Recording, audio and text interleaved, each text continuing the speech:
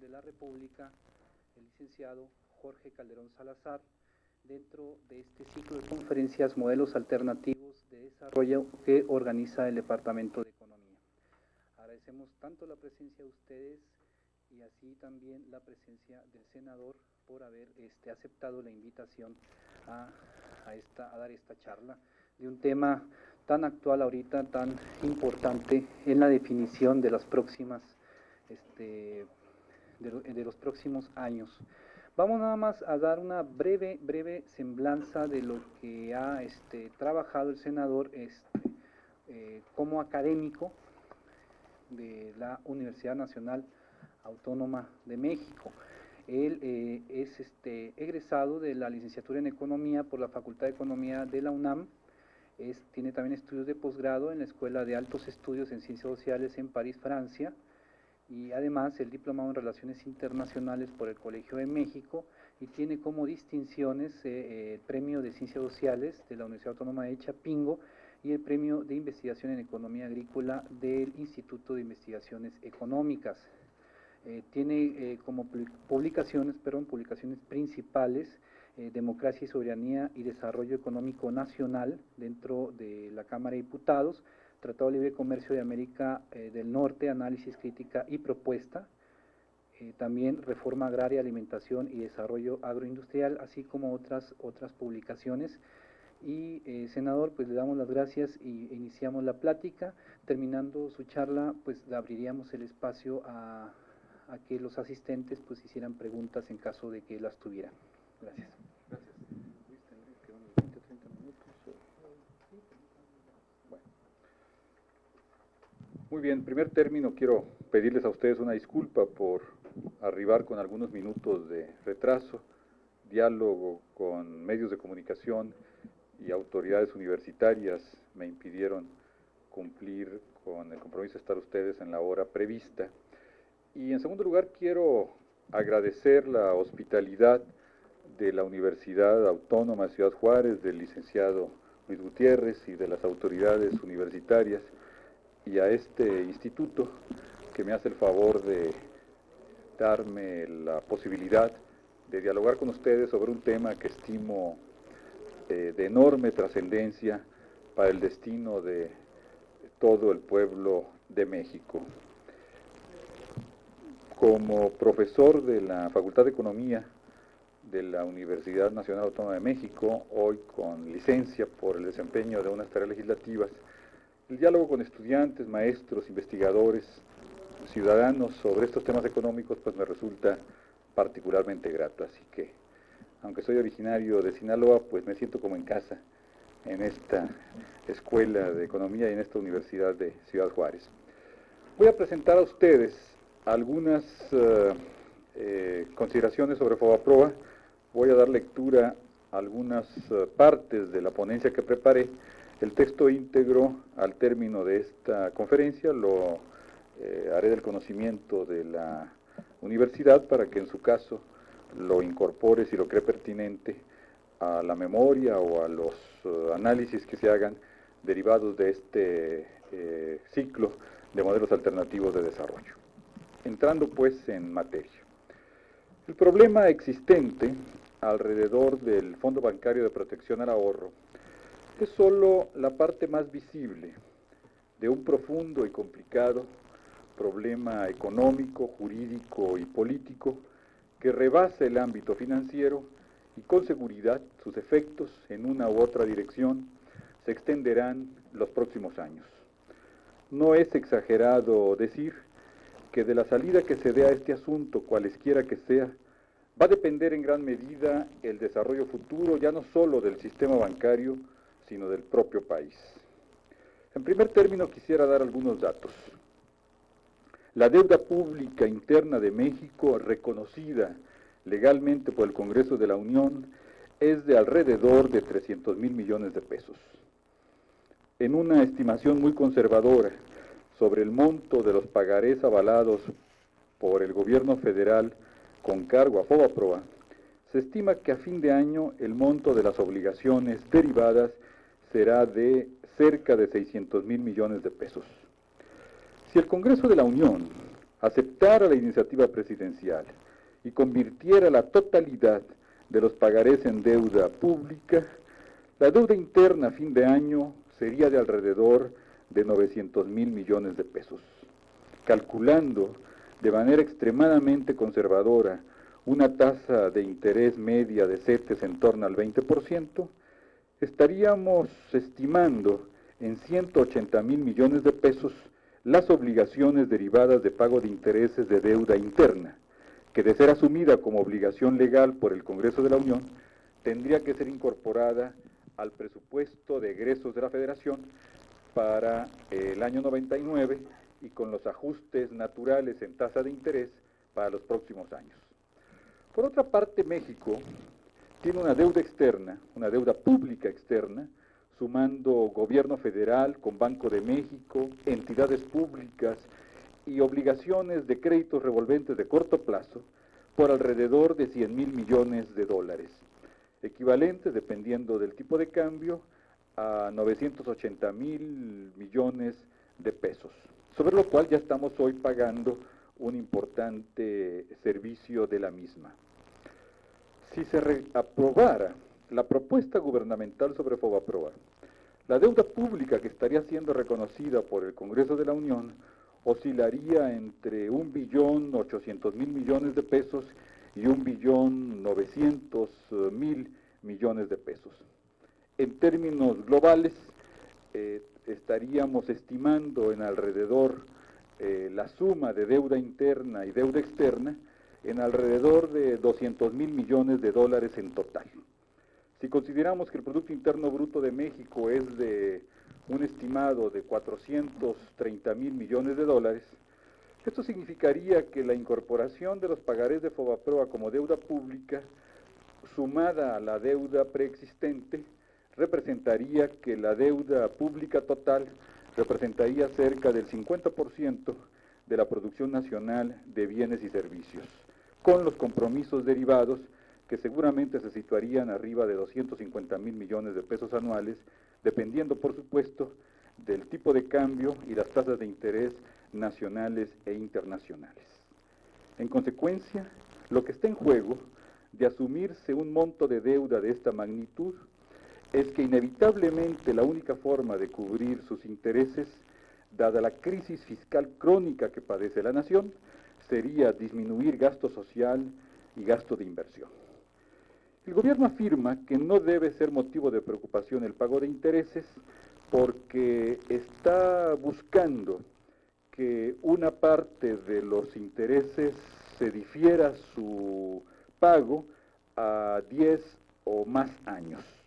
Y tiene una propuesta que estimamos contraria al interés nacional, de que los intereses acumulados bajo una base de capitalización sería sobre una tasa CETES estimada, por ejemplo, en un 20%, y que solo se pague a los banqueros los nuevos UDIBonos que sustituirían a los pagarés a una tasa del 5% adicional a la tasa CETES, de tal manera que la presupuestación que aparecería en los próximos años sería del orden de 30 a 40,000 o más millones de pesos.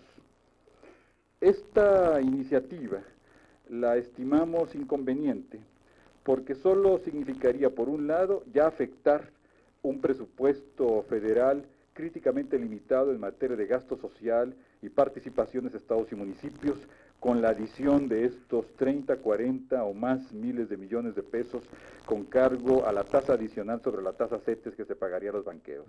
Pero segundo, porque tarde o temprano estaríamos generando una bomba de tiempo que crearía una desestabilización evidente en la perspectiva del vencimiento de estas obligaciones derivadas. Pero hay un elemento más, y ese elemento adicional es que no vemos razón para que pretendan convertir en recursos líquidos los bancos estos pagarés, como no sea la pretensión de obtener ganancias de corto plazo. Hay un mecanismo que permite convertir los eventuales UDIBonos que serían los sucesores de los pagarés en obligaciones transferidas a ciertos sectores, de tal manera que se pueden convertir en liquidez. Pero hay un aspecto que nos preocupa particularmente de la propuesta gubernamental. Hace poco tiempo, una institución financiera estadounidense, el Citibank, asumió la propiedad de Banca Confía. Por un precio de poco más de $100 millones, compró un banco que fue saneado con recursos de FOBAPROA y pagarés avalados con gobierno federal. De esta manera, se pretende que el pueblo de México asuma las irregularidades cometidas durante muchos años para que Citibank reciba un banco donde nosotros, los contribuyentes, estamos ya pagando su costo. Cosa semejante sucedió cuando Banco Mexicano fue adquirido por Santander Investment. El gobierno transfirió a la nación todos los quebrantos. Unido a la propuesta de FOBAPROA, el gobierno quiere que los senadores y diputados aprobemos que de ahora en adelante las corporaciones financieras internacionales puedan tener el control de la totalidad de las acciones de todas y cada una de las instituciones financieras mexicanas. Se trata, en consecuencia, de la pretensión de derogar disposiciones vigentes, incluso en el Tratado de Libre Comercio de América del Norte, que establecen regulaciones y topes a la intervención extranjera en ciertos bancos mexicanos que controlan más del 6% de la cartera financiera y crediticia. Y se quiere modificar y regular centenares de artículos de la Ley para regular agrupaciones financieras, instituciones de crédito, organizaciones auxiliares y mercado de valores, inversión extranjera y otras leyes colaterales, para abrir el sistema financiero mexicano a un control transnacional sin límites y cancelar la autodeterminación nacional construida a lo largo de muchas décadas. Esto va en contra de la postura del pueblo de México en el sentido de controlar el capital internacional. Ya hubo un momento a finales de 1994, principios de 1995, en que México sufrió una fuga de capitales por más de $30,000 millones. Idéntica situación existió en 1985, 1982 y 1976. Lo que quiere el gobierno es abrir el mercado financiero a la especulación total, convertir nuestras instituciones de crédito en un casino donde cualquier corporación financiera internacional pueda comprar cualquier banco, saneado por el pueblo de México, convirtiendo pagarés de FOBAPROA en deuda pública que pueden ser transferidos, vendidos, cobrados, en suma, convertidos en obligaciones líquidas. Un solo banco de los Estados Unidos, el Banco de América, tiene más activos y capital que la totalidad del sistema financiero mexicano. Un solo banco español, Santander Investment, tiene más activos que todos los bancos del país. Por esto, defender nuestra moneda y crear un sistema financiero que se oriente por los intereses de los mexicanos es una tarea vital dentro de la nueva política económica. Otro objetivo de aquellos que defienden el crecimiento de la deuda pública es tener base para después, ante la crisis fiscal persistente, fundamentar la privatización de empresas públicas. La recaudación fiscal directa proveniente de impuestos está disminuyendo. Hace unos años se recaudaba el 12% del Producto Interno Bruto, hoy se recauda apenas poco menos del 10%. Si el gobierno tiene leyes inequitativas, en que medianos y pequeños contribuyentes pagamos altas tasas y las grandes corporaciones pagan muy poco, la única forma de financiar el servicio de la deuda federal, más aún la acrecentada, sería la privatización de empresas públicas. Ya lo hicieron Carlos Salinas y Miguel de la Madrid. Ha continuado en la actual administración.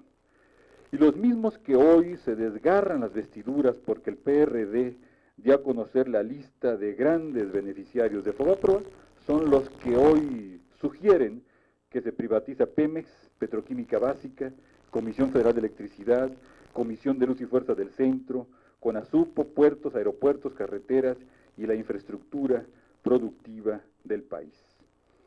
El PRD, sus legisladores, tenemos una firme postura de defensa de la empresa pública, pero unida al combate a la corrupción y a la impunidad. Y defendemos el derecho de los mexicanos a definir, con una buena reforma fiscal y una nueva política económica, el bienestar de nuestras familias y de las futuras generaciones. A 6 meses del envío al Congreso de la Unión de la iniciativa presidencial, sigue a discusión si se debe asumir el pago de los pasivos de Fobaproa, reconociéndolos como deuda pública. Al respecto, el PRD ha dicho y sostiene que tal pretensión es inaceptable. Frente a esta definición, el PAN propuso una propuesta que retoma opiniones de gobierno, algunas del PRD y otras del PRI. Ahora se sabe que entre los trastornos y quebrantos financieros que llevaron a autoridades hacendarias a tomar medidas de intervención y emisión de pagarés, se incluyeron una gran cantidad de operaciones crediticias incorrectas y en muchos casos fraudulentas, realizadas por banqueros en beneficio de ellos mismos y de algunos asociados. El PRD dio a conocer la lista de algunas empresas y personas cuyos adeudos fueron transferidos al Fobaproa y cuyos montos rebasan los niveles de 50 millones de pesos. No consideramos, y de esto quiero decirlo con énfasis, que todos incurrieron en irregularidades. No somos los senadores del PRD, institución del Ministerio Público, para fincar responsabilidades. Quisimos, en ejercicio de la libertad de expresión, que el pueblo conociera cuáles fueron las empresas que se declararon en situación de cartera vencida y que existiera en consecuencia un juicio de la gente, una reflexión que hicieran sectores ciudadanos sobre si efectivamente algunas de estas corporaciones que tienen, por ejemplo, inversiones en gran escala en diversos países del mundo, tienen razón en declararse en cartera vencida. ¿Quién debe dictaminar si pueden cubrir sus adeudos? Pues evidentemente no es el Congreso de la Unión, sino son auditores, son entidades de investigación conforme a derecho las que deben hacer este estudio pertinente. Consideramos que la iniciativa del Ejecutivo Federal, en términos globales, es injusta para millones de contribuyentes. Y pensamos también que existen alternativas que permiten equilibrar intereses de bancos y de ahorradores, de deudores medianos y pequeños y de contribuyentes. Y una de estas estrategias, que es hoy la que estamos insistiendo, hoy 30 de septiembre de 1998, los senadores del PRD, es elevar sustancialmente el nivel de corresponsabilidad de los bancos en la absorción gradual de la cartera vencida a lo largo de 25 o 30 años con cargo a un modesto porcentaje de sus utilidades, aplicando creativamente la experiencia chilena, estableciendo un mecanismo de garantías públicas a los recursos de los ahorradores para proteger sus intereses y consolidar reservas técnicas de los bancos en este periodo de transición y evitar una crisis financiera. Un problema adicional que es motivo de preocupación es el elevado nivel de los depósitos bancarios mexicanos en bancos de Estados Unidos y la ausencia de regulación al respecto.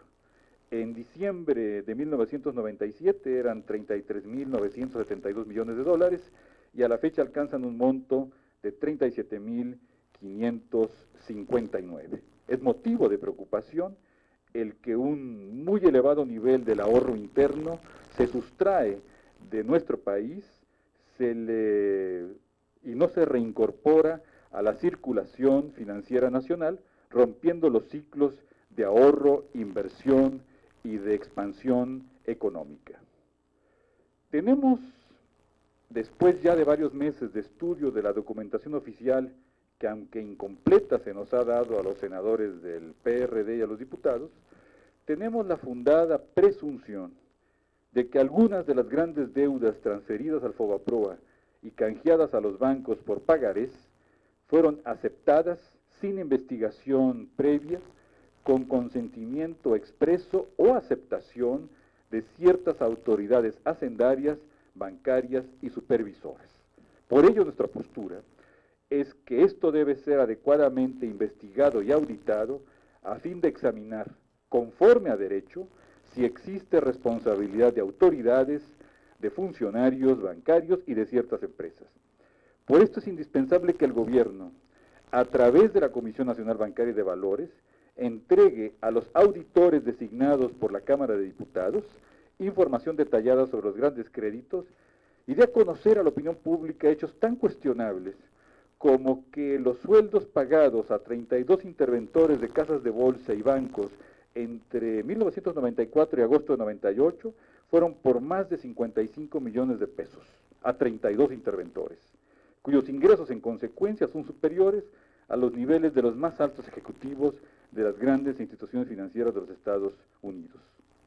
Respecto a la ilegalidad de la operación y autorización de los pagarés, el PRD ha presentado la argumentación legal pertinente y también lo ha hecho el PAN. No obstante lo señalado, el gobierno insiste en la aprobación legislativa de su proyecto. A veces hace suyas y califica de constructivas las opiniones del PRI y el PAN, otras descalifica al PRD, otras veces acepta algunas de sus propuestas.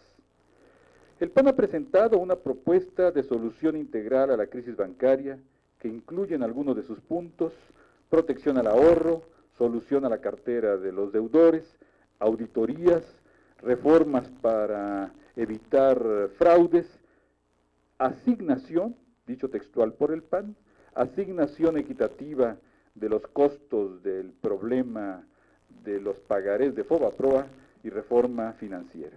Es una propuesta que retoma elementos de la iniciativa oficial y la del PRD.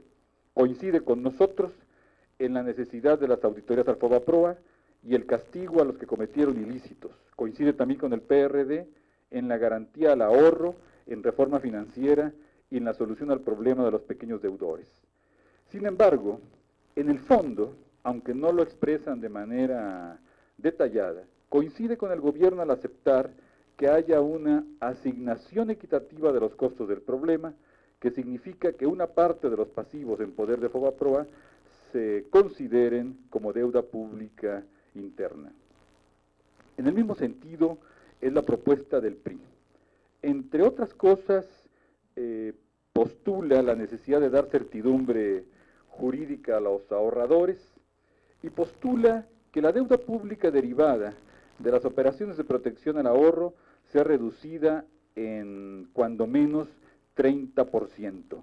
También defiende apoyo a deudores, supervisión financiera, combate a la impunidad y otros elementos. Para nosotros, y en esto quisiera hacer especial énfasis, para el PRD, el problema no es solamente cuantitativo. La discusión no es determinar en qué porcentaje se reduce lo que será convertido en deuda pública, sea el 10, el 20 o el 30, como lo propone el gobierno o algunos partidos. Lo importante para nosotros es que el rescate, tal como fue diseñado por Banco de México, Secretaría de Hacienda y FOBAPROA, carece de base legal y viola las disposiciones de deuda pública establecidas en la Constitución y en la ley en la materia.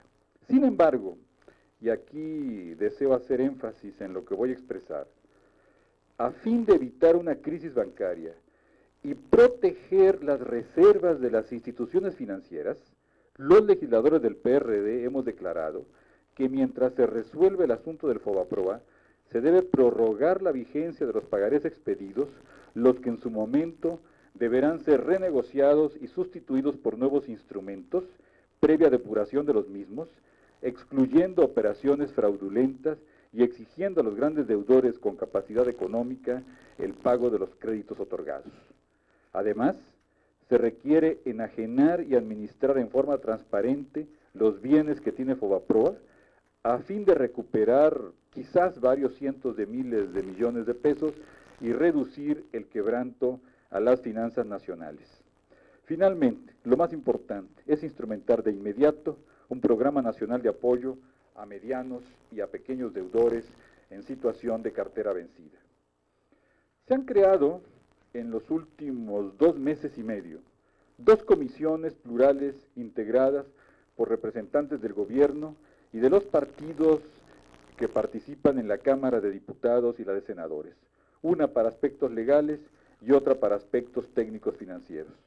Se puso a consideración de esta última comisión una agenda de 9 puntos, que en síntesis tiene como elementos esta agenda lo siguiente: certidumbre jurídica en el sistema bancario y financiero, transparentar manejo de FOBAPROA y combatir impunidad, abatir costo fiscal de la solución al quebranto bancario, apoyo a deudores, venta transparente de bienes de FOBAPROA, fortalecer regulación bancaria, buscar equidad en la distribución de los costos del FOBAPROA y la propia integración de la Comisión Plural. Esta agenda tiene elementos coincidentes con la propuesta del PRD, pero hay 2 puntos que nos preocupan. El punto 3, abatir costo fiscal de la solución al FOBAPROA, y el 7, equidad en la distribución de los costos, significa de entrada la aceptación de que una parte de los pasivos de FOBAPROA se reconozcan como deuda pública a ser pagada con recursos fiscales. El punto 6, el de fortalecer las políticas financieras, cambiaria, etcétera, elude, cosa que para nosotros es preocupante, elude mencionar la necesidad de impedir el control extranjero de la totalidad del sistema bancario mexicano. A nuestro juicio, para construir una iniciativa legislativa de consenso, deberían ser modificados estos 3 puntos a fin de no aceptar la conversión de los pagarés en deuda pública, no modificar las políticas en materia de control de capital extranjero y mantener regulación y control al capital especulativo, y regular y supervisar adecuadamente al sector financiero. Para concluir, estoy convencido que los tiempos están cambiando. En el PRI hay diputados y senadores que no aceptan la iniciativa presidencial y discrepan con la propuesta oficial. En el PAN hay un grupo de legisladores que ha exteriorizado su desacuerdo con algunas posturas de sus dirigentes coincidentes con ciertos sectores gubernamentales. Y en el PRD tenemos una coincidencia en lo fundamental. Y la consulta ciudadana sobre el FOBAPROA realizada el 30 de agosto fue un éxito. 3,5 millones de ciudadanos nos dieron un mandato a los representantes populares de preservar el interés nacional. En conclusión, la postura que asumimos de cara a la negociación en materia de FOBAPROA está normada por 8 principios. Primero, defender la planta productiva de los mexicanos y las mexicanas y la empresa pública. Segundo, autodeterminación en materia financiera. Nos oponemos al dominio del capital transnacional. Tercero, fortalecer el control y restricción a la inversión extranjera en bancos. Cuarto, reforzar la supervisión de banqueros e impedir fraudes, especulación y robo de fondos de los contribuyentes.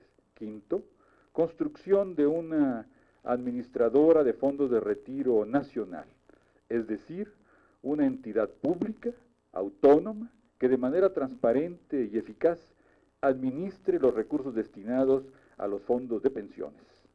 6. Queremos la creación de normas legales para construir una nueva regulación del sistema financiero. No queremos que a la vuelta de unos años aparezca un FOBAPROA 2, 3 o 4. Se debe impedir nuevos quebrantos a las finanzas públicas, cancelar la discrecionalidad con la que han actuado los funcionarios, evitar la impunidad y, sobre todo, que se castiguen con severidad, como delitos graves, los delitos de cuello blanco, con una rigurosa legislación que haga efectivo el combate a la corrupción. Séptimo, por un programa nacional de apoyo a deudores medianos y pequeños en situación de cartera vencida. Y octavo, en suma, nos pronunciamos por una postura firme, nacionalista y soberana en materia de finanzas públicas. Muchas gracias.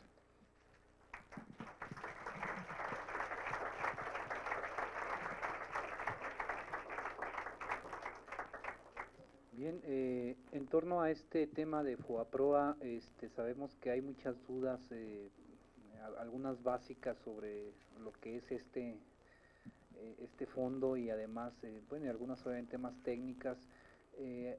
Quien quiera hacer uso de la palabra para preguntar al senador sobre este tema, por favor, adelante.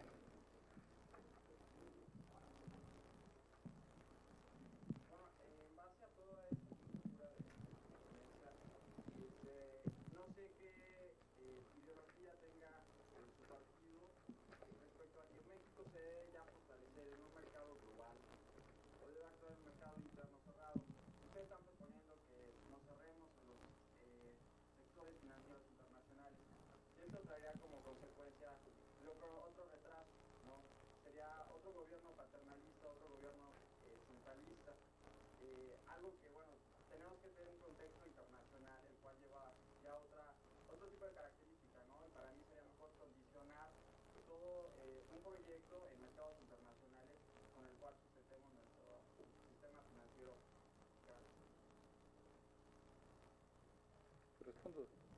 Respondo directamente. Esta pregunta la considero muy pertinente. La brevedad con la que las circunstancias me obligan a abordar temas complejos en tiempos cortos me impidió precisar los términos de la propuesta financiera. Lo haré en este momento. Nosotros defendemos la presencia de capital extranjero de mediano y largo plazo especialmente en el sector productivo y en el sector financiero mexicano. Nosotros defendemos la globalización, pero regulada y normada por el interés nacional y con adecuado apoyo a mercado interno y planta productiva nacional. Yo mismo, como investigador universitario, antes de ser senador de la República, he defendido la necesidad de aprender la experiencia europea en materia de construcción de cadenas productivas y de integración de empresas exportadoras con el conjunto del sistema productivo nacional, de conversión de la empresa maquiladora en una empresa articulada, con medianas y pequeñas industrias en el conjunto del territorio nacional. Defiendo esto y defiendo la globalización, no tengo ninguna duda al respecto, porque creo que es un fenómeno irreversible. Pero defiendo una globalización regulada, como lo ve la socialdemocracia europea. Defiendo una globalización donde mercados financieros y comercio internacional estén sometidos al derecho internacional y estén sometidos a la defensa y protección de intereses nacionales que se debe buscar armonizar con la dinámica de internacionalización de los procesos financieros y de los procesos productivos. Esto, que parece como opuesto, mercado interno y externo, industria nacional y globalización, no lo son, siempre y cuando se cuente con adecuados instrumentos nacionales e internacionales regulatorios.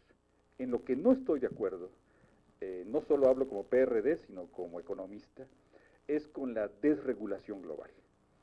Y hace apenas unos meses se nos veía a quienes defendíamos este punto de vista, no digo que usted lo afirme, hablo del debate público del país, como nostálgicos del echeverrismo estatista y burocrático, como nostálgicos de aquellos que nos llevaron a la petrolización y a la irresponsable política de López Portillo. No es tal, no es ese nuestro punto de vista, por lo menos no es el mío.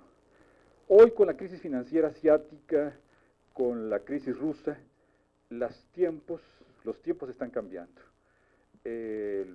Los presidentes de América Latina, reunidos hace poco tiempo en Panamá, en la reunión del Grupo de Río, ya hablaron de manera expresa de un compromiso de regulación del capital especulativo internacional, sobre todo el de corto plazo no vinculado a inversión, y de establecer formas para un nuevo sistema financiero internacional. La Comisión Económica para América Latina ha hecho lo mismo, el CELA, el Sistema Económico Latinoamericano, hoy postula una nueva propuesta. La Conferencia de las Naciones Unidas para el Comercio y el Desarrollo también ha hecho una fuerte defensa de la necesidad de introducir mecanismos regulatorios al capital especulativo, manteniendo la globalización, lo subrayo, y la economía de mercado, pero bajo normas adecuadas que equilibren los intereses de las naciones y eviten quebrantos como el que han sufrido los países asiáticos. Y un hecho sorprendente es que dos instituciones, una es el Fondo Monetario Internacional y la otra es el Consejo de Europa, a cuya reunión acabo de asistir hace pocos días, integrada por 40 países europeos, los 15 de la Unión Europea más 25 más, ambos, cada uno en sus propios términos, hoy están examinando las medidas regulatorias que deben instrumentarse para los capitales especulativos de corto plazo, respetando libertad de movimientos, pero introduciendo controles cuando se den fenómenos anormales o irracionales que pongan en peligro la seguridad financiera de una o varias naciones y la estabilidad macroeconómica nacional e internacional. Es una dirección nueva, sugerente, que lamentablemente las autoridades financieras mexicanas no están tomando en cuenta, y no hablo aquí, y lo digo ante un público distinguido de economistas y estudiantes y maestros, no hablo de cosas que he leído. He dialogado en fecha reciente con el director del Banco Central de Chile, lo he hecho también con responsables de la Unión Europea y del Consejo de Europa en Estrasburgo, lo he hecho con responsables internacionales, y en todos estos casos se está generando un nuevo consenso. El triunfo de Schröder, el nuevo canciller alemán, la socialdemocracia gobernando Inglaterra, Francia, Italia y otras 13 naciones de la Unión Europea, postula estas medidas regulatorias. Y yo creo que en el caso de México, con esto concluyo, debemos construir un nuevo entendimiento y consenso.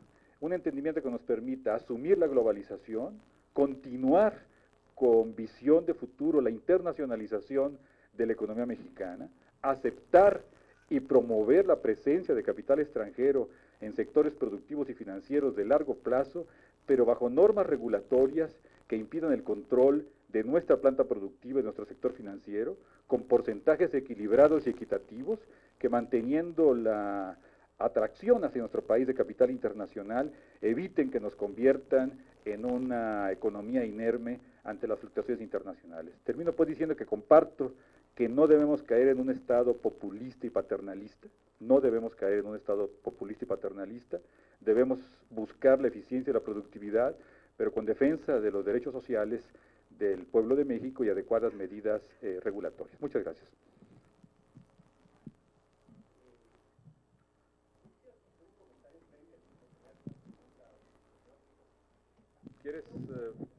¿Quieres pasar al frente? Bueno, yo creo que es mejor, no sé lo que piense el licenciado Luis tanto comentario como pregunta. Yo diría, señor senador, que el gran problema hoy que está presente en esta cuestión del FOBAPROA y todo lo que se esgrime para, digamos, apuntalar las diferentes propuestas y fundamentalmente la oficial, y todo este marco en el cual se ubica ese contexto de globalización, es un discurso muy fuerte, digamos, que en esa gran voz que sostienen, digamos, los detentadores del capital de globalización, trata de acallar a todos aquellos que de alguna manera tienen una alternativa a sus propuestas, ¿no? Cuando hablamos de globalización es hablar del gran capital, es hablar de 200 empresas transnacionales que controlan el 30% del Producto Interno Bruto.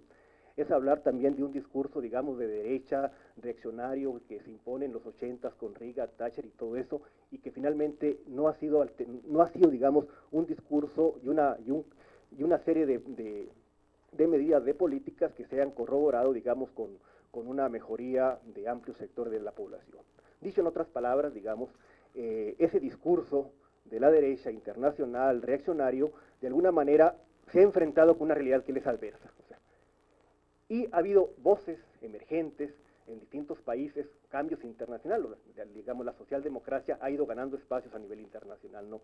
Francia, y usted ha comentado Alemania, pero el mismo Cardoso en Chile, en Brasil ha tenido problemas, Menem en Argentina, Frei en Chile, etcétera, y en México, Zedillo, Salinas han tenido cuestionamientos serios a la instrumentación de las políticas de corte neoliberal. Entonces, yo diría que un gran aspecto es precisamente cómo enfrentar ese oleaje de reestructuración que el capitalismo vía empresa transnacional está llevando a lo largo del mundo.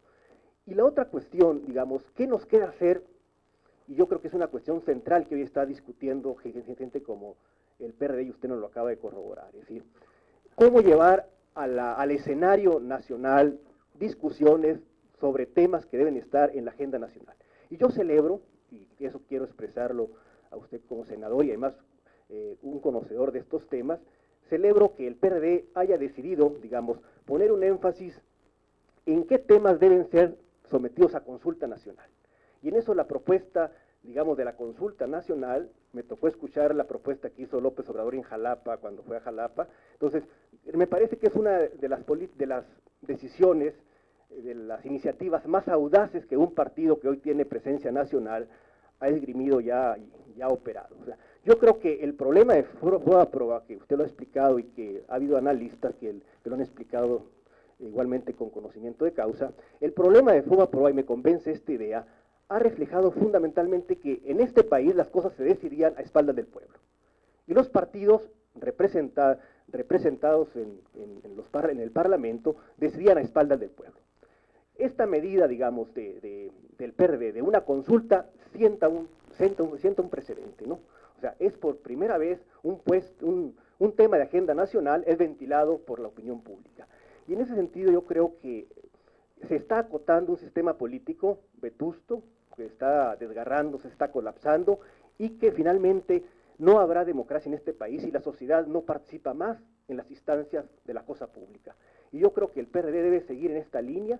Yo no soy del PRD, ni voté por el PRD, digamos, o sea, pero sin embargo, hago esta aclaración porque me puede decir, bueno, pues finalmente es un PRDista que está, no, yo creo que yo participo dentro de, mi militancia es el Frente Zapatista de Liberación Nacional, esa es mi militancia real, formal. Entonces, bueno, yo creo que, y el Frente Zapatista no lucha por una participación en, digamos, en las instancias de gobierno. Sin embargo, yo creo que estamos preocupados nosotros por una mayor participación de la sociedad en las cosas públicas, achicar un poco al gobierno. Y termino con una pregunta.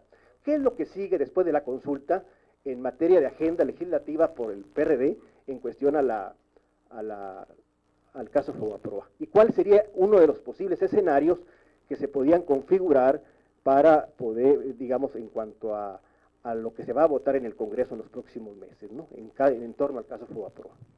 No sé si quede clara la pregunta. Sí, clarísima. Bueno, sigue lo fundamental, que es la hora de las decisiones. El PRD se retiró hace algunos días de la mesa técnico-financiera para el análisis de FOBAPROA porque solo había una serie de discursos irrelevantes e insustanciales que funcionarios de gobierno pronunciaban y ningún compromiso expreso de modificar la postura presidencial. Parecía más aquello una cuestión de declaraciones e imagen pública que voluntad efectiva. Las leyes no se hacen con discursos ni conferencias de prensa, se hacen con trabajo técnico de redacción, artículo por artículo, palabra por palabra y ley por ley, y en fin, documento por documento. Y el PRD se retiró porque no veíamos seriedad en el gobierno. Hoy ha hecho el gobierno una contrapropuesta, vamos a entrar ya a la definición de la redacción de una iniciativa y vamos a explorar hasta el límite de nuestras posibilidades un consenso en donde lo fundamental es que no se reconozcan los pagarés de FOBAPROA como deuda pública, que las grandes corporaciones paguen lo que solicitaron como créditos y se instrumente el Programa Nacional de Apoyo a Deudores, especialmente los medianos y pequeños.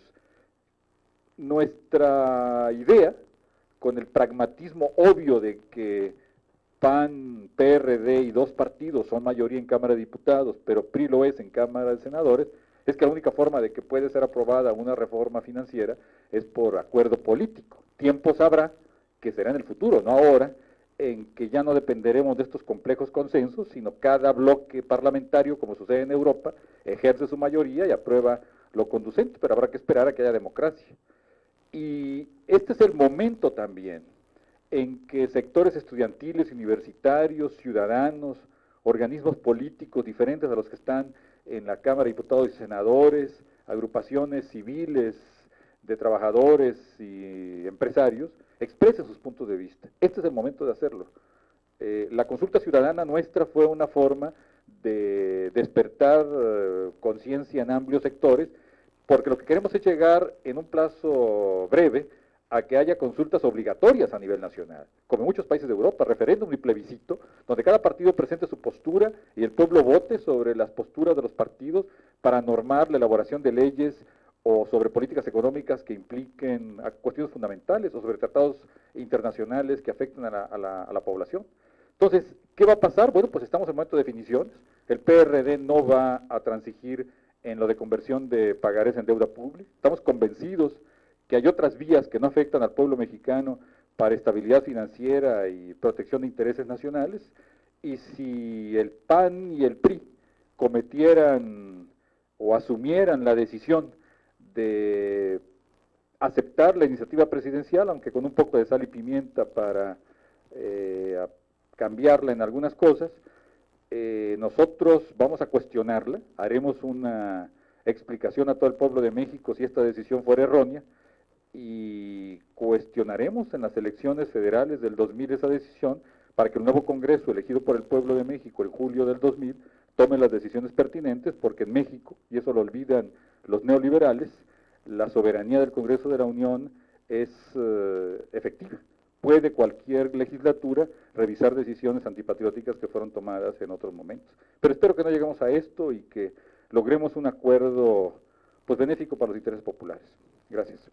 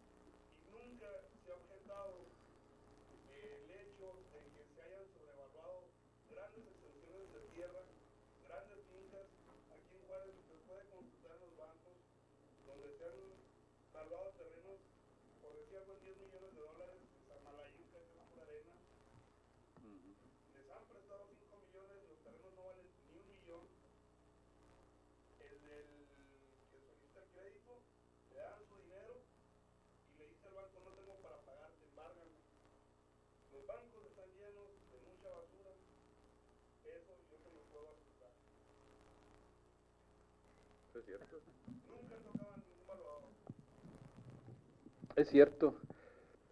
Aquí expresaría, me parecen muy pertinentes y correctas reflexiones tanto de la persona que lo antecedió a usted en el uso de la palabra como las que usted ha hecho, y las preguntas me parecen pertinentes. Por razones de brevedad, pues no he expresado ideas sobre esto, pero para eso es el diálogo, por eso tampoco quise extenderme demasiado en la primera presentación. En este punto yo coincido con usted. En México ha sido una forma de concentración monopólica el que se hayan establecido estas vinculaciones entre casas de bolsa, instituciones de seguros y fianzas, instituciones de crédito y otro tipo de actividades como son el mercado de futuros y de derivados, todo ello dentro de una misma institución financiera. El gobierno de Salinas lo argumentó por razones de eficiencia y productividad. Y bueno, pues un sistema bancario donde 15 bancos privatizados fueron a su vez intervenidos y reestatizados por gobierno federal, porque de otra manera se afectaban los intereses de ahorradores, un sistema donde nos está costando, o nos puede costar 600,000 millones de pesos el saneamiento financiero, pues evidentemente no puede ser mostrado esto como ejemplo. Quiero decirle que yo coincido con las bondades de algunas legislaciones antimonopólicas europeas que establecen sanas distinciones entre procesos de especulación, o no especulación, pero bueno, de compraventa de acciones y los índices derivados, y lo que son instituciones financieras que deben dar créditos, si las condiciones lo permiten, a tasa fija, incluso a mediano y largo plazo.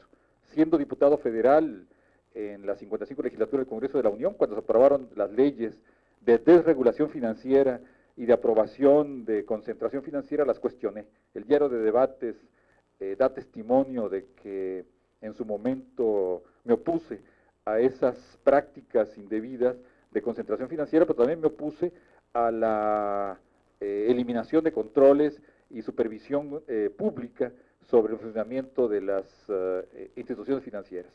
Coincido que parte de las medidas que debemos reflexionar para el futuro es preservar la economía de mercado y los legítimos derechos de las instituciones financieras a actuar en nuestro país, pero con una banca de desarrollo fuerte y sólida y con mecanismos antimonopólicos. En varios países europeos, simultáneamente a la economía de mercado en materia financiera, existen muy sólidas disposiciones antimonopólicas que en México tendríamos que examinar en su momento. El otro asunto sobre el encaje legal, en varias conferencias, una que di ayer, por cierto, en la Escuela de Economía del Politécnico Nacional, abordé este tema y aquí lo expongo solo de manera muy breve. Yo pienso que en México debe restablecerse el encaje legal. Fue eliminado hace ya algunos años, en parte porque se incurrió en excesos y se llevó a niveles irracionales en la época de López Portillo y todavía en algún tiempo de Miguel de la Madrid. Se impuso excesiva transferencia de fondos de bancos a Banco Central como medio para financiar un crecimiento exponencial de deuda pública, y esto fue indebido porque se secó a la economía en aras de la compra de títulos de deuda pública. Lo razonable es un porcentaje equilibrado de encaje legal, obligatorio que bancos depositen en el encaje legal de Banco Central, que preserve liquidez pero que no dé excesiva liquidez y que funcione como un mecanismo regulatorio. Tímidamente, como sucede con gobiernos neoliberales, medidas correctas, casi les da vergüenza decir que las establecieron. Guillermo Ortiz acaba de establecer un encaje legal, si mi memoria no me falla, de 2.17%, restableció el encaje legal, por cierto que sin aprobación del Congreso de la Unión, y en vez de decir con franqueza y honestidad que introduce el encaje legal como medida regulatoria ante un exceso de liquidez para proteger reservas de los bancos, porque el encaje legal es propiedad de los bancos, solo que administrado por Banca Central, pues no le ha dado la publicidad suficiente. Yo pienso que un encaje legal razonable por un porcentaje como el chileno del orden del 10% o incluso más, tendría que ser examinado como medio para estabilización financiera. Idéntico criterio tengo respecto al capital extranjero de corto plazo. En Chile ha funcionado muy bien por muchos años que el 30% de los capitales líquidos de corto plazo extranjeros se depositaran en Banca Central, lo bajaron a 10%, yo creo que sería una medida saludable siempre y cuando le garantizáramos a ese capital que obligatoriamente se depositara el 10% del mismo en un encaje legal especial para capital extranjero, si le garantizáramos una rentabilidad adecuada, pero le quitáramos la volatilidad de los movimientos de corto plazo. Y estoy de acuerdo porque hemos recibido senadores y diputados de diferentes partidos esta denuncia en muchos lugares de la República, que no es que es muy cuestionable la decisión de muchos bancos de otorgar créditos sobre garantías que evidentemente estaban sobrevaluadas. Nuestro criterio, una vez que hemos revisado ya numerosos documentos, es que fue una decisión deliberada en la mayoría de los casos. No fue ignorancia, sino fue complicidad. no fue carencia de conocimientos técnico-financieros, sino fue dolo, el que conociendo lo que hacían, se sabía de antemano al momento de pedir crédito que los bienes dados en garantía serían embargados, los capitales transferidos al exterior, ya hablé de los 37.500 millones de dólares situados en el exterior, y de esa manera la empresa quebraba, pero el empresario, que solo dio garantías corporativas y no individuales, protegía su patrimonio, especialmente sacando el dinero del país, con un gravísimo quebranto a la economía nacional.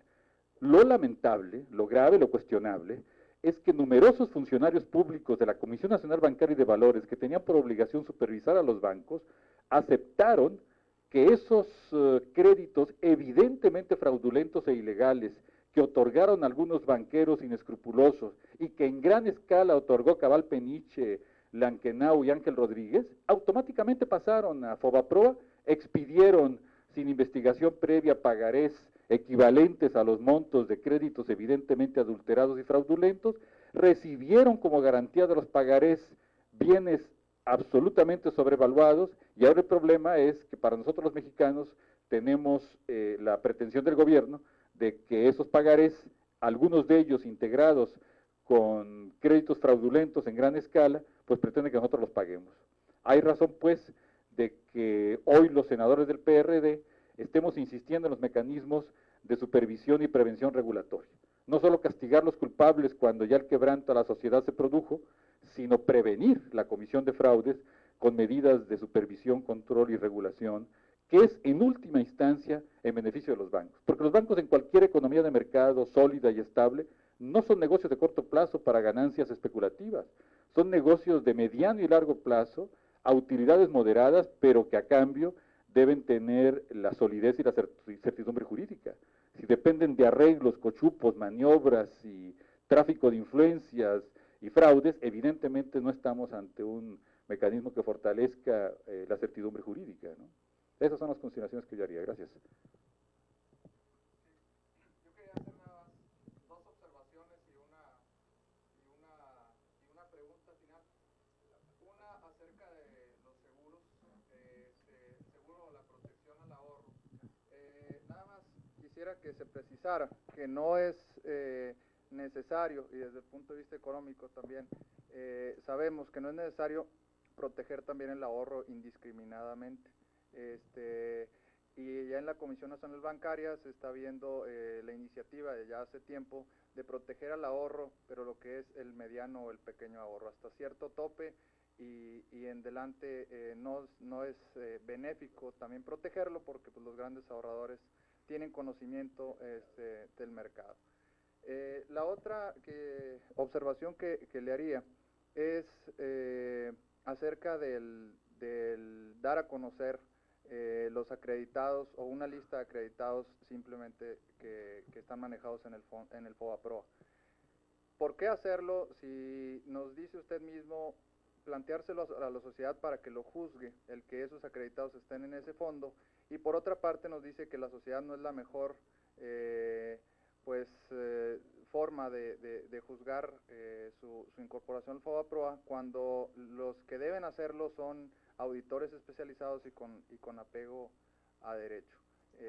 Yo creo que criticaría la postura esta del PRD, y o sea, me queda claro que a lo que ha llevado no es a nada sano y a nada propositivo.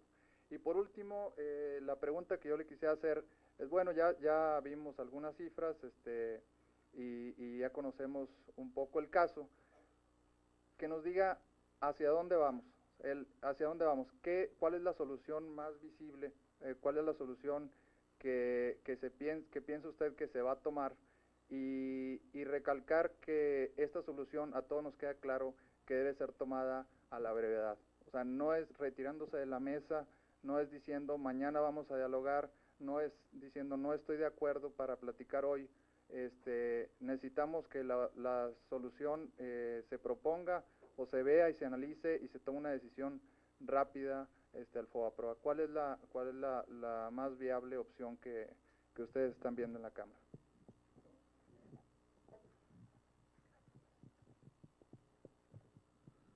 Sí, yo agradezco las preguntas, tengo la mejor disposición de continuar hablando con ustedes, solamente pido al licenciado Luis Gutiérrez que, pues en su condición de autoridad universitaria, tome el criterio del momento en que podamos seguir continuando. Exacto, yo por mí estoy en la mejor disposición, pero hay disposiciones universitarias y tiempos de actividad universitaria que debo yo respetar.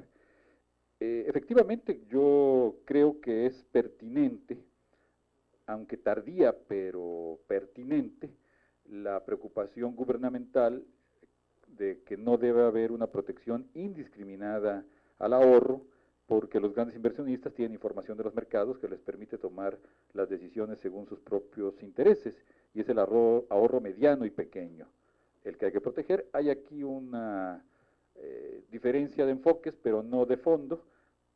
Algunos legisladores del PRD proponen que sea del equivalente a $50,000 hacia abajo, otros pensamos, es mi caso particular, que debiera situarse a un nivel mayor, cercano alrededor de $100,000, como esquema de protección al ahorro bajo normas y criterios, claro, perfectamente regulados. La iniciativa gubernamental la sitúa en ese nivel cercano, pero lo importante aquí son las medidas preventivas para que no se incurra en abusos, en fraudes o en tráfico de influencia, en lo que debe ser una norma transparente e institucional de protección a los auténticos ahorradores e inversionistas. El segundo aspecto tiene que ver con la bolsa de valores, que debe existir un mecanismo especial distinto a lo que es la protección de los ahorros en instituciones bancarias propiamente dicha, en donde lo que hay que buscar es la transparencia y legalidad de las operaciones, no la garantía de utilidades sobre la detentación o compraventa de acciones. Respecto a la lista de acreditados que dimos a conocer en el PRD, por meses estuvimos luchando de que el gobierno nos diera información básica sobre Fobaproa, y que no nos la diera a mí solo, sino que se la diera a la ciudadanía. Por meses estuvimos luchando porque se estableciera una comisión de auditores que bajo supervisión del Congreso hiciera una investigación sobre todo de los grandes créditos de empresas evidentemente prósperas que se declararon en cartera vencida.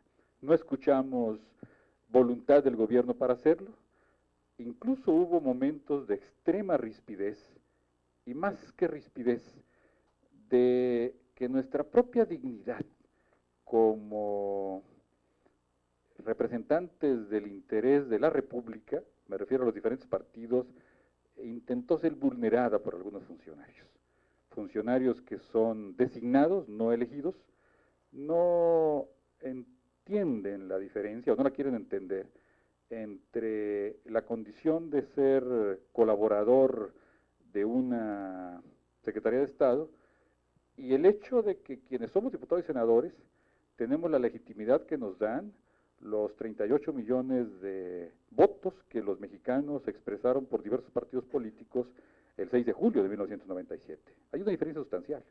No solo representamos opiniones propias o particulares, sino hay un elemento de representación, legitimidad y soberanía que encarna el Congreso de la Unión, que lamentablemente no se ha entendido en años anteriores, pero que ha llegado el momento de que esto se entienda. Por tanto, ante la negativa gubernamental de entregar información, tomamos una medida en la que aceptamos que fue de cierto riesgo, y es la de dar a conocer los nombres de empresas a los que no acusamos de irregularidades. Simplemente informamos quiénes se beneficiaron de la renegociación de sus créditos con cargo a Fobaproa, y quizá el sensacionalismo de algunos sectores imaginó que nosotros hacíamos imputación de ilegalidad, cosa que nunca fue así. Aclaramos, yo mismo lo hice el mismo día de la publicación de la lista a una cadena televisiva nacional, que no hacíamos imputación de ilegalidad, sino solo era una forma de destrabar la negativa gubernamental para información. Ha empezado a fluir esta información, aunque a cuentagotas, y el PRD se ha abstenido de dar a conocer nuevas listas, y en reuniones con empresarios, también con académicos como ustedes, hemos dicho que lo que queremos es que se investigue a los responsables y no tanto que nosotros nos erijamos en comisión investigadora. Fue un riesgo, lo asumo, soy sensible a esta percepción, sé que muchas de esas empresas han hecho las aclaraciones pertinentes, otras no, y bueno, pues son los auditores los que tendrán que hacerlo. Si en el futuro, y concluyo el comentario, una Comisión Nacional Bancaria y de Valores autónoma, institucional, no partidista, separada del gobierno y del Congreso, un IFE que haga las veces de Comisión Bancaria y de Valores, cumple la función de regulación y supervisión bancaria, pues no será necesario que un partido político haga estas tareas de informar sobre estos hechos, sino ya será labor cotidiana de auditores y contralores que ejerzan una solución. La última pregunta, ¿qué va a pasar ahora?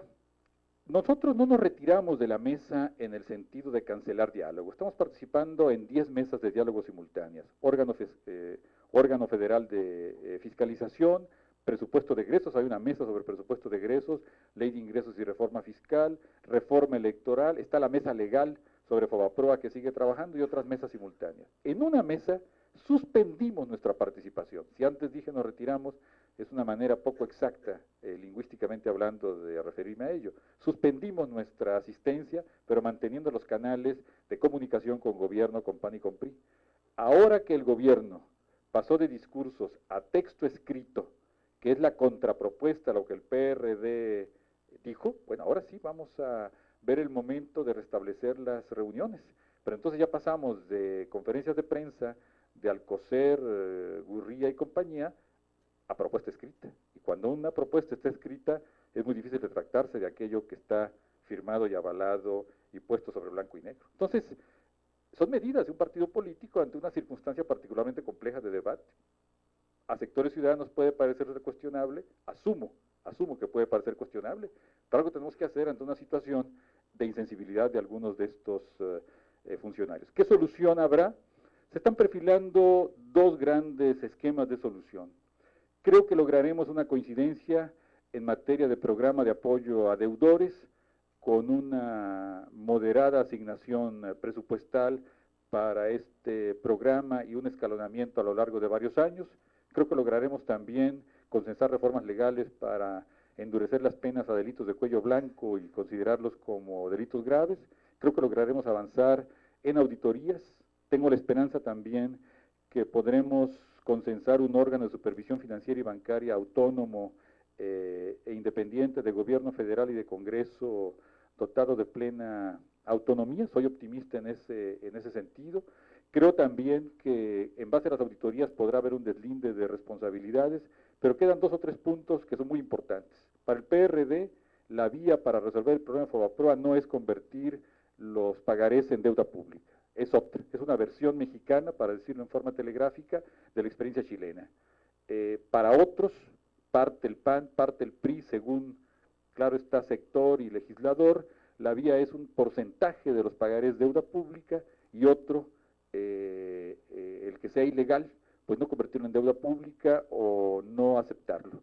Y coincidimos en que deben ser vendidos conforme a derecho y en forma limpia y transparente los bienes de Fobaproa para recuperar lo más posible, y las empresas que pidieron créditos y tienen capacidad de pago también pagarla, pero la instrumentación de esto es bastante compleja. Entonces yo espero que lleguemos a una solución, pero los legisladores del PRD, por convicción y por mandato de la consulta ciudadana del 30 de agosto, no vamos a votar a favor de la conversión de los pagarés en deuda pública, aunque se nos pretenda hacer una rebaja del 10, 20, 30 o 40%. Es una postura en que no vamos a modificarla, aunque en otros puntos pues buscaremos llegar a un elemento de equilibrio. Y estoy de acuerdo que esta decisión se debe tomar pronto. Nuestra idea es que antes de la aprobación del presupuesto de egresos de la Federación para el 99, donde ya deben venir las partidas presupuestarias correspondientes para pago de deuda y para programa de deudores, se tiene que definir todo el paquete financiero y el estatuto jurídico de Fobaproa. Eso es lo que yo responderé a ustedes. Bueno, por razones de tiempo ya pedimos una disculpa a los asistentes. De hecho, va a quedar el escrito aquí con nosotros para quien quiera alguna copia, pero además este tipo de conferencias se publica una memoria y además está grabado en video para quienes quieran de cualquier manera revisar la participación que ha tenido aquí el senador Jorge Calderón. Perdón. Sí. Antes de terminar, entonces vamos a permitir que el senador pues haga ya la participación, lo que quiera él decirnos para despedirse de nosotros. Yo nada más quisiera, antes de ello, pues entregarle a nombre de la Universidad el reconocimiento por la participación en esta conferencia. Muchas gracias, senador, y esta es su casa. Gracias. Gracias, muy amable. Gracias. Compañeros, por respeto a una institución universitaria plural y precisamente por su condición académica, quise dejar lo que expreso a continuación al final de la conferencia, porque se trata de una postura distinta al tema económico que se me pidió asumir o expresar en esta conferencia, pero que estimo de absoluta necesidad decir a ustedes. Soy presidente de la Cuarta Comisión de Relaciones Exteriores del Senado de la República, y en mi condición de senador he luchado junto con otros senadores de distintos partidos en contra de la construcción del tiradero de desechos nucleares de Sierra Blanca. He hecho un compromiso de unirme a ustedes en esta justa demanda. A lo largo de varios meses, por una visión en que hemos puesto por delante el interés nacional y el interés del pueblo de Chihuahua y de Juárez, todos los partidos representados en el Senado de la República hemos sostenido una postura coincidente en la condena a este tiradero de desechos nucleares de Sierra Blanca. En ocasión de la comparecencia de Rosario Green el pasado 10 de septiembre en el Senado de la República, a nombre del PRD reiteré nuestra firme condena a este tiradero de desechos nucleares y cuestioné el comunicado que varias secretarías de Estado, entre ellas la de Energía y la Semarnap, hicieron sobre una tesis que me parece inaceptable para el interés de México, la supuesta no peligrosidad de ese tiradero. Y sostuve y lo reitero ante ustedes precisamente en Ciudad Juárez que se trata de un hecho a todas luces reprobable el que secretarías de Estado mexicanas se conviertan en voceros de intereses extranjeros y se conviertan en defensores de posturas del gobierno de Texas y del gobierno de los Estados Unidos. Y creo que es necesario que elevemos nuestra voz ciudadana, eliminando intereses políticos, para seguir presionando a nuestro gobierno a fin de que escuche la voz de todos los partidos representados en el Senado de la República y sobre todo que escuche la voz de los ciudadanos de Ciudad Juárez y de Chihuahua en contra de este tiradero de desechos nucleares. Soy economista y lo digo con orgullo, y soy ciudadano mexicano, no soy científico nuclear, pero tengo sentido común como lo tienen millones de mexicanos. Y yo sostengo con plena convicción, si ese tiradero de desechos nucleares no es peligroso, no es tóxico y no representa ningún problema a la salud, ¿por qué no lo instalan en Vermont? ¿Por qué no lo dejan en Maine? ¿Por qué no lo instalan a un lado de Nueva York? ¿O por qué no lo ponen en el centro de Houston o de Dallas o de una gran ciudad estadounidense? Evidentemente implica riesgo a la salud. Evidentemente existe una posibilidad de que ante la condición sísmica y las características geológicas del terreno se pueda emitir radiación afectando a la población. Y es un acto que considero xenofóbico y ofensivo a la dignidad del pueblo de México, que sea una comunidad mayoritariamente mexicana como la de Sierra Blanca, y además a nuestra frontera, a un lado de la frontera de Ciudad Juárez, que se pretende instalar este tiradero de desechos nucleares. Y un elemento más, debe respetar los Estados Unidos convenios internacionales. El Convenio de la Paz es preciso, claro, de que instalaciones de este tipo situadas en una franja de la frontera deben ser eliminadas. Y México no ha tenido suficiente voluntad y decisión para defender la vigencia del Convenio de la Paz.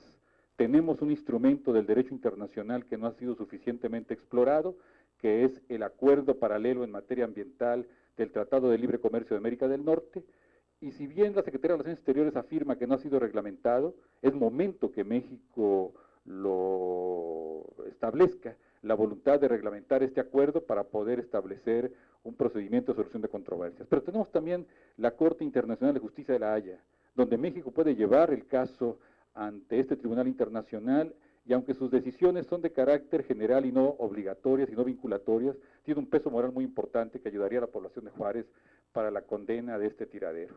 Yo simplemente termino diciendo a ustedes que no es por razones de circunstancia y menos políticas, sino por absoluta convicción, que junto con otros partidos seguiré luchando como presidente de la Comisión de Relaciones Exteriores, cuarta del Senado, y como senador, por impedir la instalación de este tiradero, porque se queden los desechos nucleares de Maine y de Vermont en Maine y Vermont, y no los traigan a Juárez ni a Sierra Blanca, y porque nuestro gobierno asuma una postura digna, congruente con la defensa de la soberanía y del interés nacional. Muchas gracias.